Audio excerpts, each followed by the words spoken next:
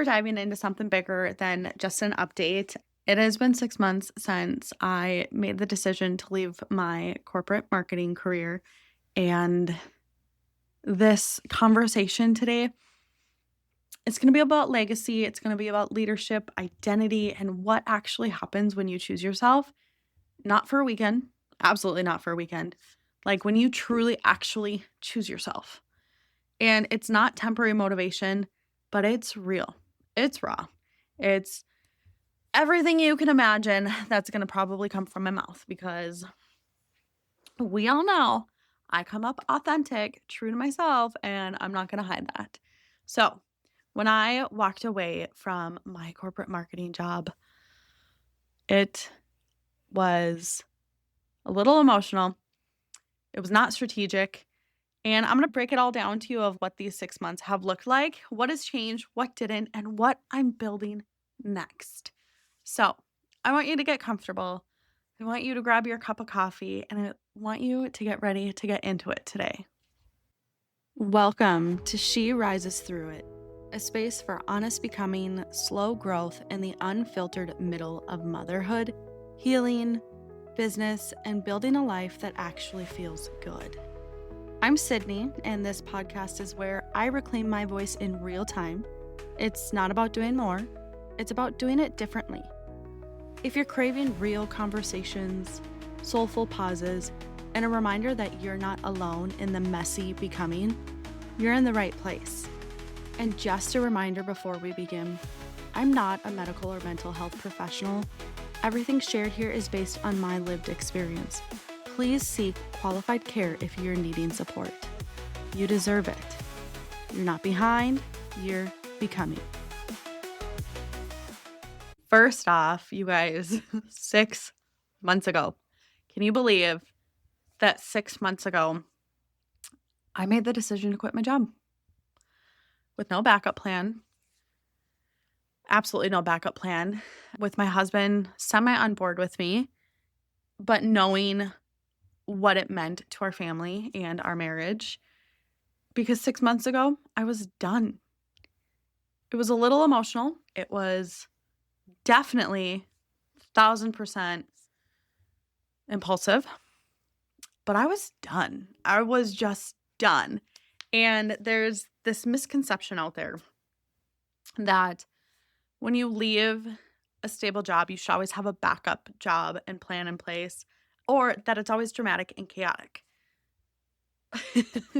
I didn't follow that misconception because mine wasn't. I knew it was a clear path. I knew there was a line in the sand that I needed to draw.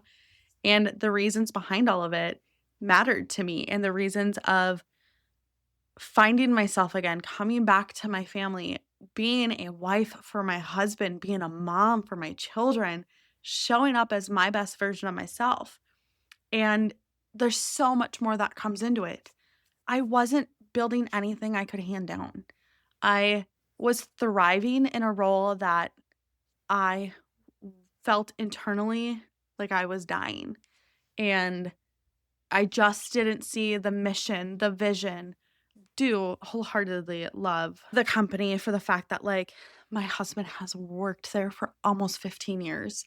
And I know the external side of it and how much the field is phenomenal and what they do, and I truly believe in them.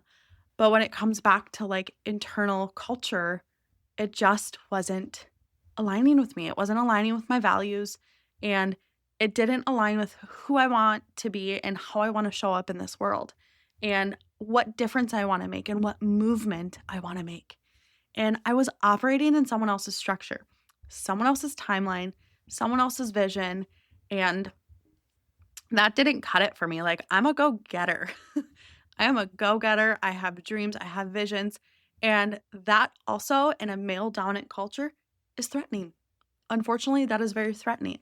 And I see so much more life in me than just being complacent. And for me, what I know and what I knew I was stepping into was I was creating a legacy. And a legacy that it's not suffocating anymore. And the legacy is my legacy for me, for my family, for my children. The final months before I left, I was starting to shut down. I was burned out. There were a lot of internal things happening that wasn't aligned and I wasn't okay with. And I was burnt out from so much high performance. I gave everything to everybody and I was an overachiever. All my stuff was always done on time or ahead of time. I was saying yes to everything except myself. I was agreeing to things that like diminished my values and who I was to the core. And I'm going to be honest, so much has changed since meeting my husband. And when I met my husband too, I was trying to get out of that people pleasing because I felt it everywhere we were going. But then I still put myself into areas that continued to have me people please. And I continued to lose myself. When you're saying yes to everybody else and everybody else's vision and not saying yes to yourself, you lose so much. You lose your value. You diminish your light. And I was diminishing it, even though it was still shining. I was diminishing it and I was truly playing defense all the time. I started to feel disconnected from my work, my body, my kids, definitely my creativity. I am a creative creature at that. I am sitting on the floor of my craft room because I thought it was 6 months since I quit my job and 5.5 months since I launched my first podcast. And what better way than to sit on my craft room floor, just like my first podcast of sitting on the floor of my casita in Costa Rica. But I was being productive, right? Like my final months, I was still being productive. I was still doing what I needed to do. I was overachieving, but it wasn't purposeful. I was having success. I was advocating for my success. I was advocating for more advancement, more opportunities, but none of it was fulfilling. And when you don't have that fulfillment, it just eats you up inside. The final months were hard. The final months were hard. If I look from January to April, they were very hard. They, obviously, you guys have heard in my podcast, like I had to scream for help in January because my face was going numb. My anxiety was super high. I went on the dream vacation with my children and I was overstimulated, stressed out. And January to end of April was a complete blur for me. It was just draining. And I wasn't failing. That's the thing. I wasn't failing, but I wasn't aligned. And the decision wasn't, I hate my job. It was not that I hate my job because I loved my job. And there are days that I look back and I'm like, man, I should have never left it. However, I have great community around me that are like, Sydney, it happened for a reason. Look at what you're doing. And I thank them for that because we're always going to look back in hindsight and be like, oh, should I have done that? Should I have not? However, when you look back, you also see the good that has happened. When I look back 6 months ago, I never thought I would be in this position I am at today, building a brand and a legacy that I am so proud of, that I put so much heart into because I truly care of how I show up and who I align myself with and their brand. And again, when I left, the decision truly wasn't that I hated my job. It was that I could not build a legacy inside of a life that doesn't match who I'm becoming. And that was the major difference. And the beginning of all of this, after I put my notice in, like those first 90 days after leaving, you guys, that was not glamorous. It was not glamorous. I can tell you, I think the first couple weeks, like it felt great. Like I could start feeling myself feel good. But those first 90 days, they were real. They were grounding. There was a lot of anxiety, a lot of stress, a lot of trying to figure out what am I going to do? Applying for jobs. Was I going to apply for jobs? Starting with my coaches, building my website. Like, there was a lot of heart that got put into it, and building my company business plan. And today I went through it. Today I took time to go through it and like looking back at my mission and my vision. And if you are a brand, I truly hope that you look back at your business plan once every quarter and you always come back to your why. I say that because when I look and read this, I'm like, wow, I'm doing it. And I know there's so much more. And before we get into like my mission and my vision and kind of dive deeper in that, let's continue with my first 90 days. It taught me so much. Oh my gosh, it taught me so much. My nervous system had to catch up to the decision I made. It was a very hard decision. And even outside of the first 90 days, there's still been those trying to catch up and trying to pivot our lifestyle to be a one income household on top of building a brand. And even when it's the right choice, your body still goes through withdrawals from the pace, the stress, and the constant external validation. I have had to learn to validate myself and to pray on it, to talk to God and know that I have been perfectly created the way that I am. And I'm going to continue to learn. And I'm going to mess things up for a lesson. And I'm just going to have to be okay with it. But that external validation and turning it internal has been one of the biggest learning curves ever of loving myself, where I'm at, what I'm doing, and knowing that I don't need the validation to tell me that I am good enough, that I am worthy. And we've been conditioned to be taught that way, to be told that we need that external validation. If you think about being in school, we took a test, A, B, or C. If you got a C or below, you failed. That's a validation. And then people look at you like, oh, they're not smart. And then it's just this ebb and flow that continues. So it starts from a young age that we're always looking for external validation.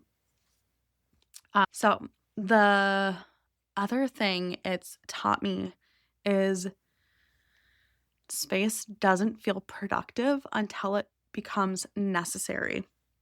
I had to relearn what rest even was, and not the type where you just sit, scroll on the couch, watch a movie, and rest, but actual recalibration. I have been recalibrating my entire mind, body, and soul, and I'm still not done. I'm still not done, and it's a journey. It is a complete journey, and it taught me that identity gets loud when the noise stops. It truly does. It's the whole questions of who am I? What do I want? What matters to me now? Questions you can completely avoid when you're busy, but they show up fast when you're not busy. They show up so fast. And I remember always getting the questions in job interviews, where do you see yourself in 5 years? And you had to think on the spot.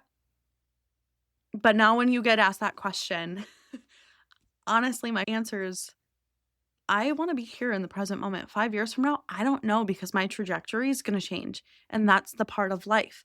Yes, can I have goals? Absolutely. But why don't I do shorter goals, stints of 6 months to a year, and then from there, pivot again. Figure out what are my goals after that. 5-year goals, I just don't believe that they actually truly align, because you don't know what your identity is going to look like in 5 years. And when you finally pause and stop, the noise gets like, it all gets loud. Your identity gets loud and the noise just stops and you just can't figure things out.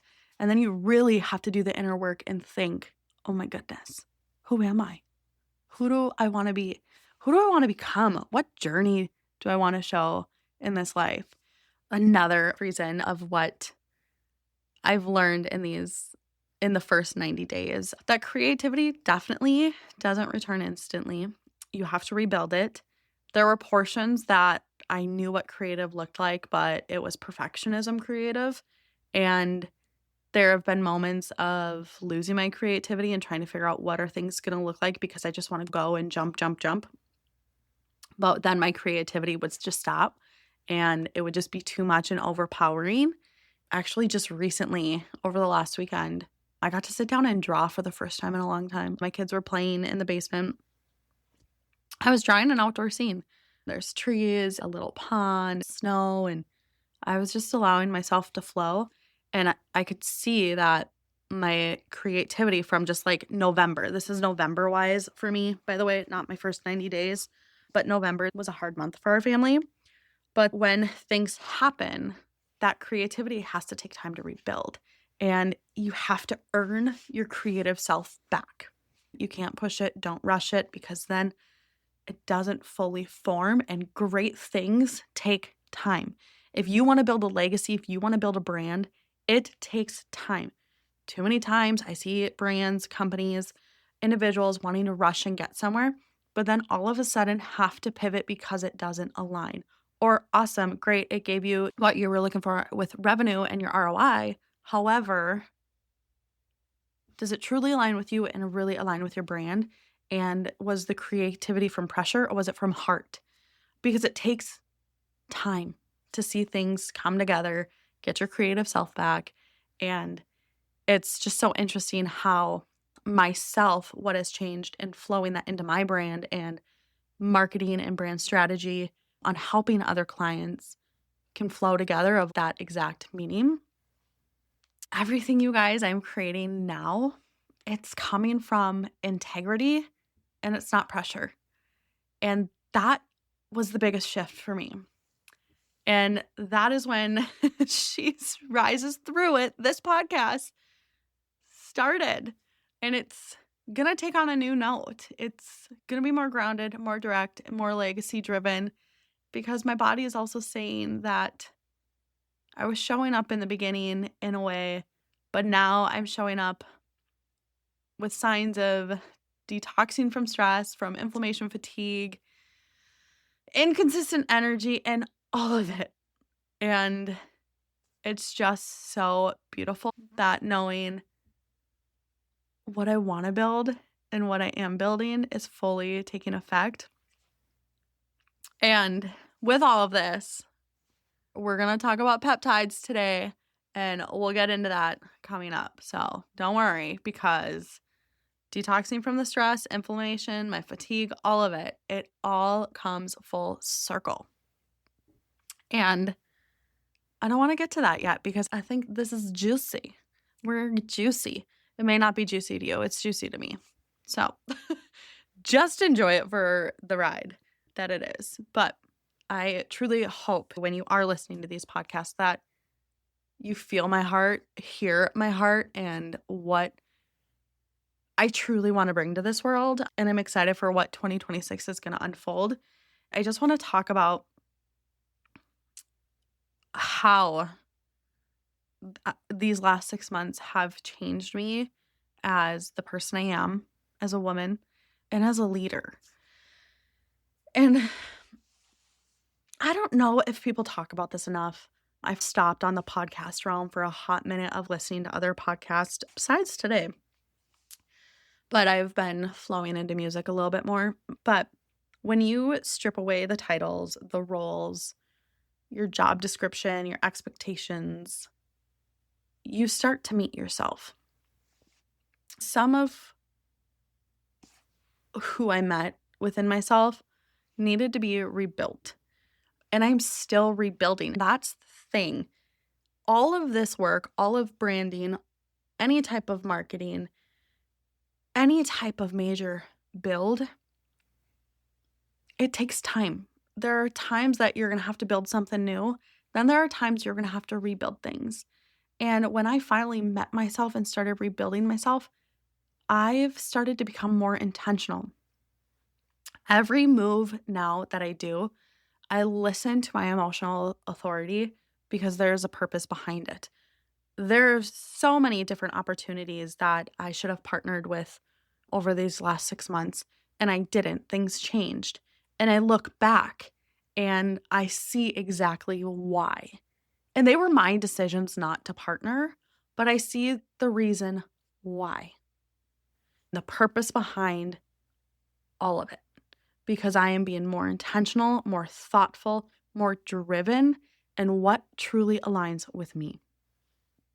And I've become more honest. I'm not sugarcoating my burnout anymore. I'm not softening my voice anymore. And I'm pretty positive you guys have heard that. But I am truly standing tall to who I am. I'm not letting somebody diminish my light. I'm not going to shut down on that because I have been told to be seen and not heard. I have been told that you talk too much. Go listen to your song. And that's not me. That does not define me anymore. And my honesty is going to come from heart. Will I? Absolutely. From the goodness of my heart, try the best that I can to put it in a godly way speaking to you. Absolutely. However, if I feel like I'm being bullied, if I feel like I'm being shoved down, I'm going to shut that conversation down real fast because I no longer am taking on someone else's blame. I'm not. I am somebody who is extremely honest. I feel guilty when I can't do things. That's where my heart is. If I can't make it to a birthday party, if I didn't go to house church the other night, like I feel guilty. However, I'm not diminishing how honest I'm going to be. And I'm going to show that how I speak. I'm going to show that through my work because I know so much more heart is needed out in this world. And I'm redefining success for myself. Am I still working through this portion? Absolutely. It's the process of being rebuilt because nobody else's metrics are telling me what makes me worthy because they're not the metrics anymore of what someone else is handing me, but they're what I want and where I want to go and how I want to measure things.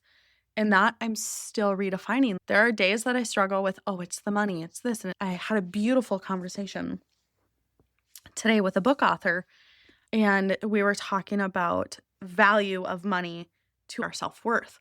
And it took her time. It took her time to get out of that because she had the exact same vision and idea of what our worth was years ago before she quit her corporate job. And she was successful and thought it was around the money realm.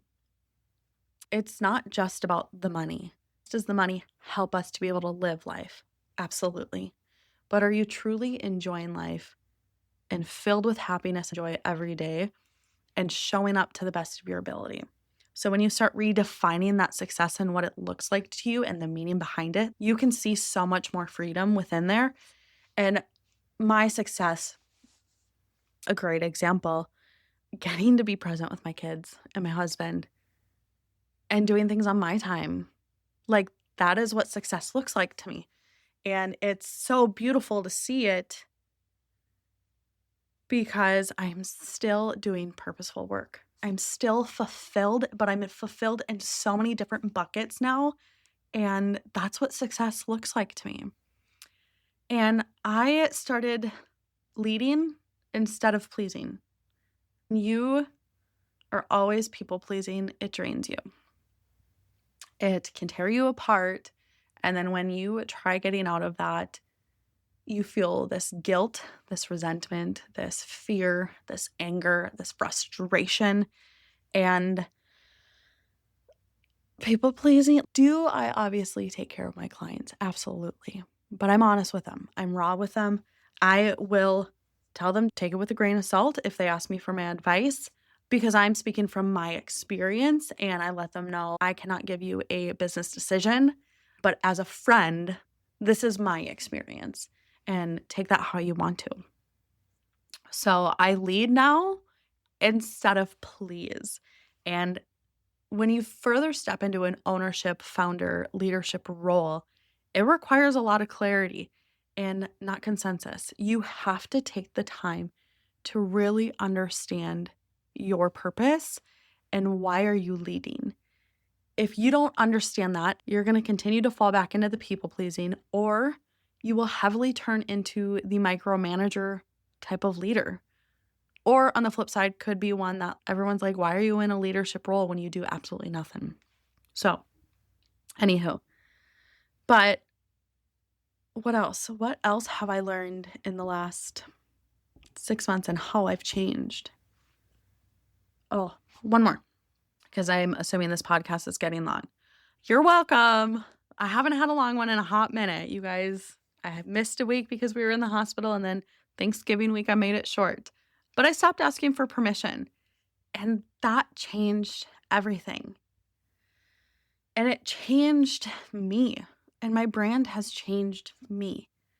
She Rises Through It has evolved from my messy middle, my storytelling, my leadership of showing my true vulnerability and authenticity to the world.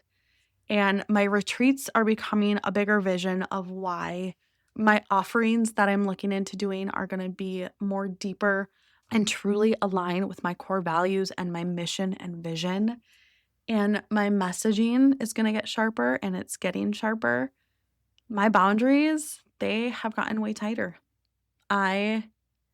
It's so funny. Teledipity, guys, Human Design talked about boundaries this week.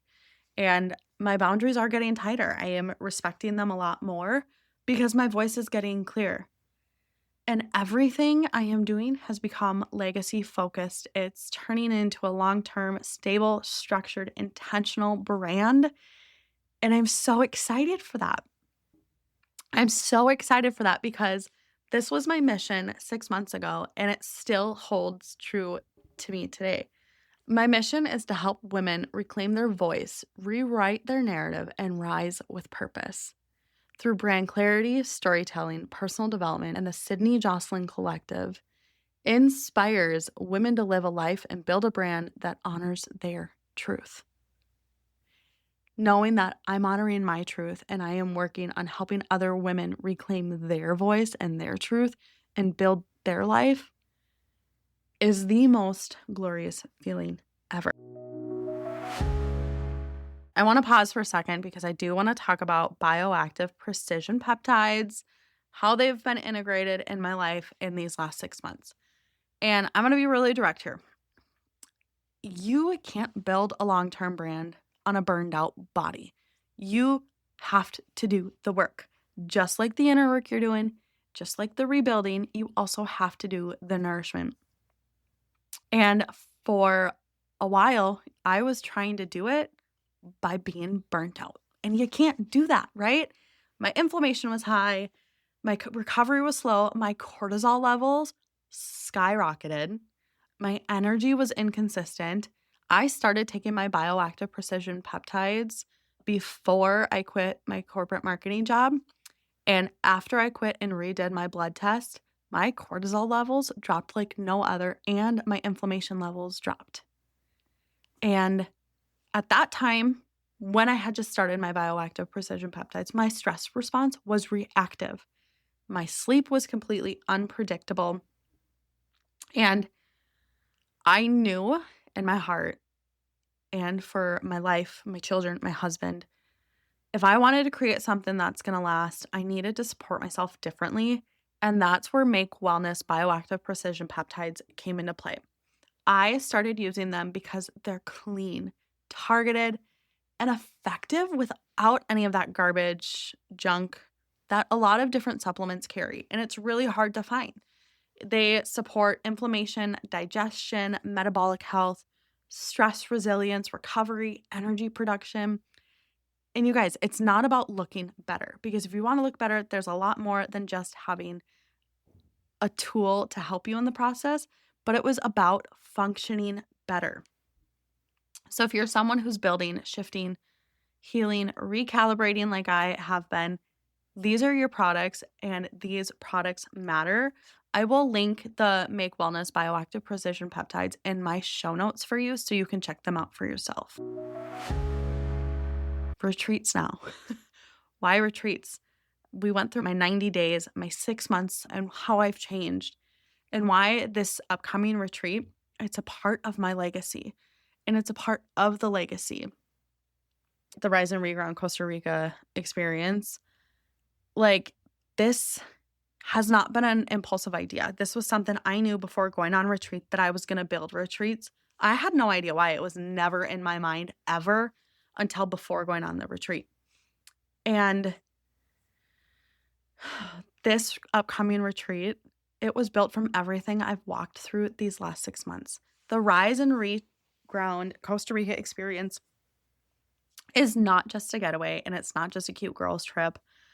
It's strategic, it's supportive, it's a supportive reset designed with intention, and it matters so much to me. It matters to Chris Krause because women need space to hear themselves again. Most of us, we're making decisions from exhaustion, not clarity. And our nervous system needs regulation. And when we start regulating our nervous system, everything starts changing. And Nosara, you guys, Nosara, it's so perfect. It is the most beautiful environment that I have been in, and it's perfect for a full body reset from the ocean, nature, and just the slower pace. Also, being a location that is one of the blue zones in the world, which means individuals are living longer because of how they're nourishing their mind, body, and soul. Being surrounded by the right community, it accelerates your transformation. When you are surrounded by women who want more for themselves, you rise faster. That's how I rose. That's how I rose into my becoming, taking a pause to help accelerate my transformation.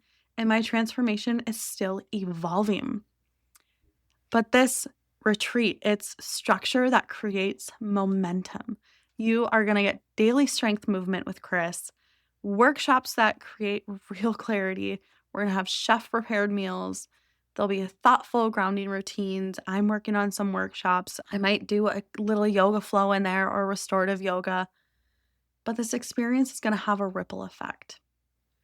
And how you show up after retreat, it's going to be different. It's definitely going to be clearer, more grounded, and more decisive. Because this retreat is the cornerstone of the legacy I am building. It's for the women who knows she's ready for a shift. That it's not someday, it's not maybe next year, but it's now. It is truly now. It is the moment to step into your own journey, your own becoming, a moment to pause, reset, and rise with those that truly want to see you rise as well. And it is the most beautiful legacy because we are going back exactly 1 year when I made the decision to say yes to Costa Rica. It's powerful and invigorating for me because I know the change it's done in my life, and I cannot wait to see the change that it continues to do in other people's lives. And that's where this legacy is coming from. I don't want you to wait. I truly don't want you to wait into your becoming. I want you to choose now. I want you to go book your room because it's waiting. And if you're feeling that pull, it's time to come with to Costa Rica. All right, guys. What have we talked about? 6 months. There's a lot to talk about in 6 months. But we're so close to 2026. So what's coming for the collective?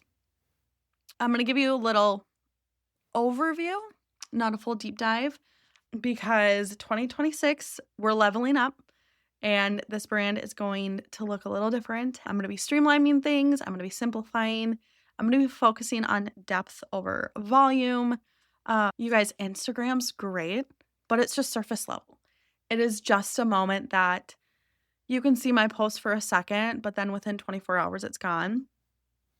So things are going to be shifting a little bit there, and leadership's going to be happening more. You're going to see a lot of new things from brand clarity, identity and becoming, behind the scenes, offers before any type of launch. That's a huge thing. Any type of launch, if you want to see the retreats that I'm building or the workshops or the offerings that I have, get on my email list because that's where it's at. That is where you are going to get every load down that you need before I ever post it. You're going to get first access to retreats, to my programs, and there's going to be a deeper conversation about leadership, alignment, and legacy, and what it's truly going to look like in reclaiming your voice and rewriting your narrative. This becoming is just about to be the central hub of my brand. It is going to be so beautiful. It's a place where everything's about to start. 2026, I cannot wait for it. And if you're not on my email list, you're not going to want to miss where things go next. So that link will be in my show notes for you to go get signed up, because you guys, 2026 is going to be one for the books. But here's what I want you to take from today's episode. It may have been choppy because I jumped around a lot. Hey, that's my story. That's my messy middle. Enjoy it.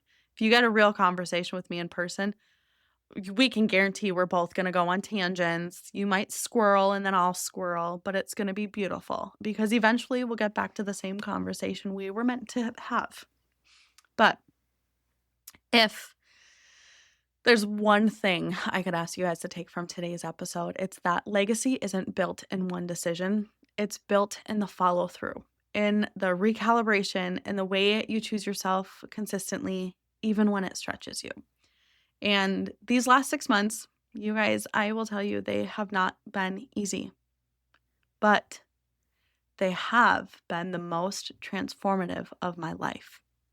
Again, not because they were easy, but because they were honest, they were true, they were real, they were raw to me. So I want to thank you for being here. I want to thank you for being part of this community. I truly would love if you could like, share, leave a comment, a review, follow on Instagram, share the podcast. And I just want to thank you for walking with me through my becoming, through my rebuilding, and through my rise. And if you're ready to jump into your becoming and to rebuild and rise, definitely reach out. My door is always open, and I would love to be there for you to figure out how I can help support you on your journey of becoming. Because this isn't about personal development. It's personal power, and it's not about branding. It's about becoming. Until next time, loves. Thank you for being here. If today's episode moved something in you, let me know. I'd love to hear from you. You can find me on Instagram at Sydney Jocelyn. That's where I share daily reflections, creative sparks, and behind the scenes of everything I'm building. You can also explore my work offerings and retreats at sydneyjocelyn.com. You're not behind, you're becoming. And you don't have to do it all alone. We rise through it together.